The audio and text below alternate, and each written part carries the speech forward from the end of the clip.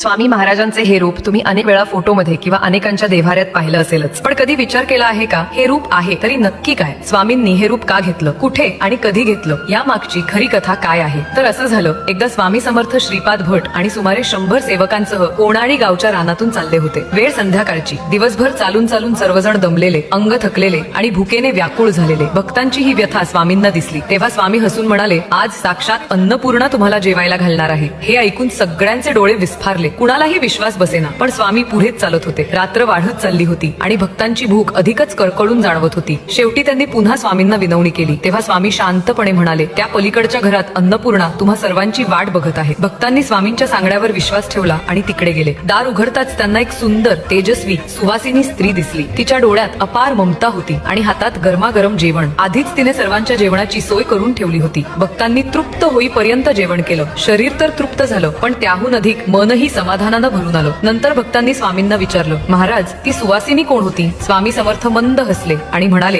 ती दुसरी कोणी नसून माता अन्नपूर्णाच होती. तुम्हाला जेवायला घालण्यासाठी ती माझ्याच रूपातून प्रकट झाली होती. म्हणूनच स्वामी समर्थांना अनेक भक्त स्वामी आई म्हणूनही हाक मारतात. भक्त जेव्हा आई म्हणून हाक देतात तेव्हा स्वामी खऱ्या आई वडिलांसारखे धावून जातात. म्हणूनच त्यांना सर्वव्यापी, सर्व गुणसंपन्न आणि अन्नपूर्णेच्या मूर्तिमंत रूपात मानलं जातं.